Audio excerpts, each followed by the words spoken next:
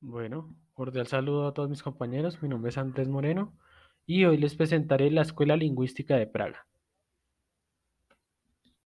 En primer lugar, hay que preguntarnos qué es la Escuela de Praga.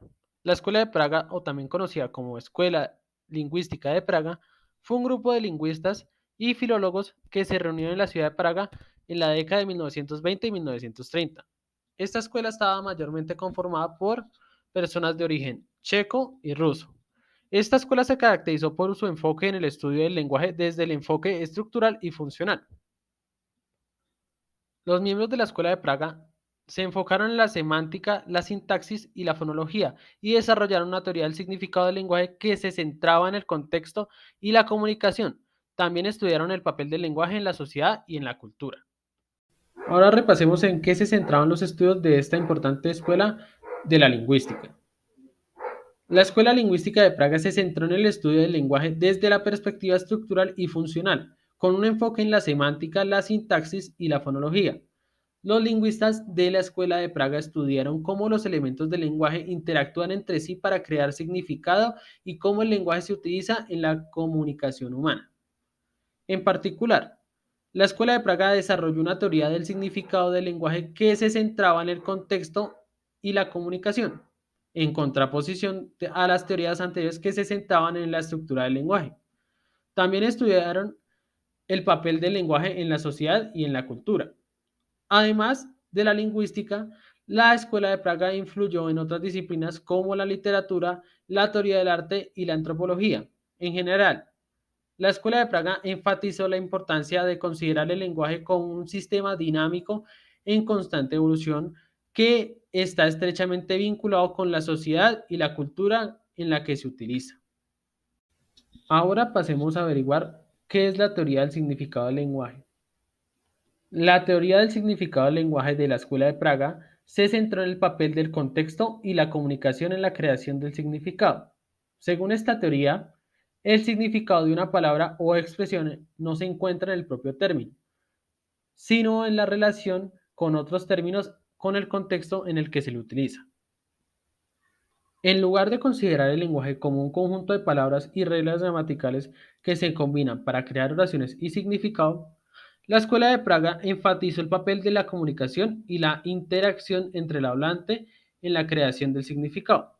Según esta teoría, el significado se crea a través de la interacción entre hablante y el oyente, que se utiliza el lenguaje para transmitir información, expresar emociones y establecer relaciones sociales. Además, la teoría del significado de la Escuela de Praga destacó la importancia del contexto en la creación del significado.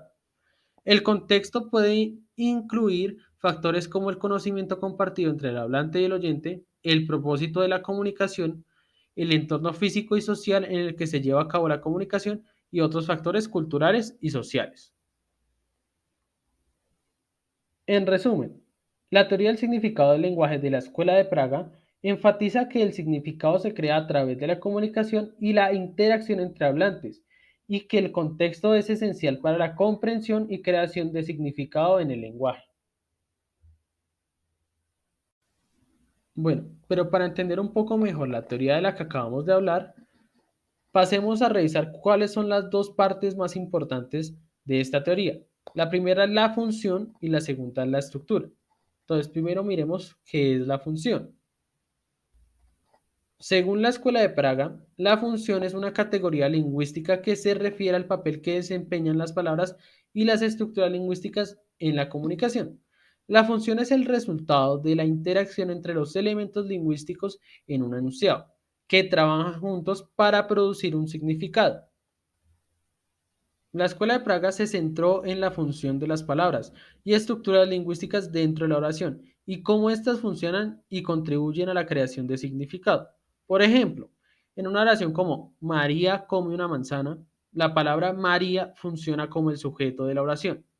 La palabra come funciona como el verbo y la manzana o una manzana funciona como el objetivo directo.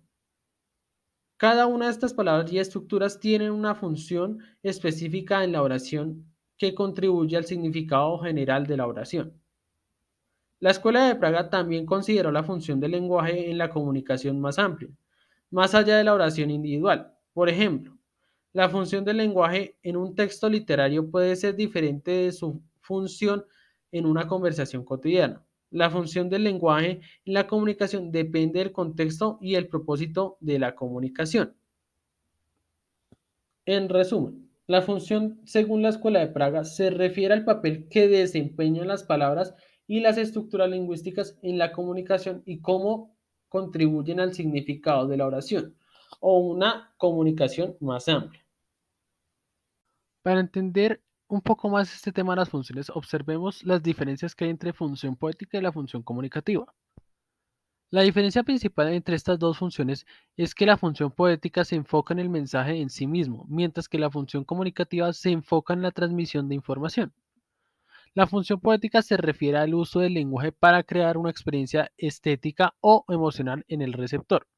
En la función poética, el lenguaje se utiliza para llamar la atención del receptor sobre el propio mensaje y enfatiza la forma y el contenido del mensaje.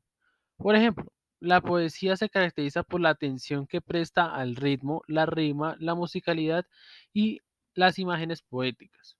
En cambio, la función comunicativa se refiere al uso del lenguaje para transmitir información de una persona a otra. En la función comunicativa, el lenguaje se utiliza para lograr una comunicación clara y precisa, para compartir información y para establecer relaciones entre el emisor y el receptor. Esta función es la más común en la comunicación cotidiana y se usa en la situación como la conversación y la enseñanza, la publicidad y la información. En resumen, la diferencia principal entre la función poética y la función comunicativa es que la primera se enfoca en el mensaje en sí mismo y busca crear una experiencia estética o emocional en el receptor, mientras que la segunda se enfoca en la transmisión de información de una persona a otra. Bueno, ya dejando claro lo que son las funciones, ahora pasemos a la estructura lingüística. Para la Escuela de Praga, la estructura lingüística es importante porque es la base sobre la que se construyen el significado de las funciones del lenguaje. La estructura lingüística se refiere a la organización de relaciones de las palabras y estructuras lingüísticas dentro de una oración de una comunicación más amplia. La Escuela de Praga estudió la estructura lingüística desde la perspectiva funcional, es decir, cómo las estructuras lingüísticas interactúan entre sí para crear significado y función en la comunicación. La estructura lingüística no se considera como un conjunto fijo de reglas gramaticales, sino como un sistema dinámico que se adapta a los cambios en la comunicación y en la sociedad. Además, la Escuela de Praga enfatizó la importancia de la estructura lingüística en la creación del significado a través de la combinación de palabras y estructuras lingüísticas en enunciados complejos. La estructura lingüística permite a los hablantes crear oraciones complejas y expresar ideas complejas a través del lenguaje. En resumen, la Escuela de Praga consideró que la estructura lingüística como parte esencial del lenguaje, ya que la base sobre la que se construye el significado y la función en la comunicación, la estructura lingüística es un sistema dinámico que se adapta a los cambios de comunicación en la sociedad y permite a que los hablantes crean oraciones complejas y expresar ideas complejas a través del lenguaje. Ahora procedemos a hablar de sus representantes más importantes. En primer lugar tenemos al señor Roman Jakobson. Es conocido por su trabajo en la fonología y en la poética. Desarrolló una teoría de rasgos distintivos del sonido del lenguaje, que es ampliamente utilizada en la fonología moderna, y propuso la idea de que la poesía se basa en una función poética que pone énfasis en el lenguaje en sí mismo. En segundo lugar tenemos al señor Nikola Trubetskoy. Hizo importantes contribuciones a la fonología y a la lingüística histórica. Desarrolló la teoría de los fonemas distintivos y de las clases de sonido, y propuso la idea de que los idiomas se pueden clasificar en familias lingüísticas basadas en similitudes estructurales. En tercer lugar tenemos al señor Jan Mukarowski. Se destacó por sus aportes en la teoría literaria y estética. Propuso la idea de que el arte se basa en una serie de convenciones y estas convenciones son importantes para la creación de significado. También desarrolló la teoría de la función estética del lenguaje, que establece que el lenguaje puede ser utilizado para fines estéticos y no solo comunicativos.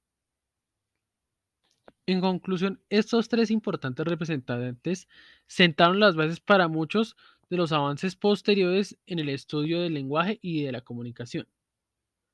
Bueno, esto ha sido todo por hoy. Muchas gracias. Mi nombre es Andrés Moreno y esto fue todo por hoy.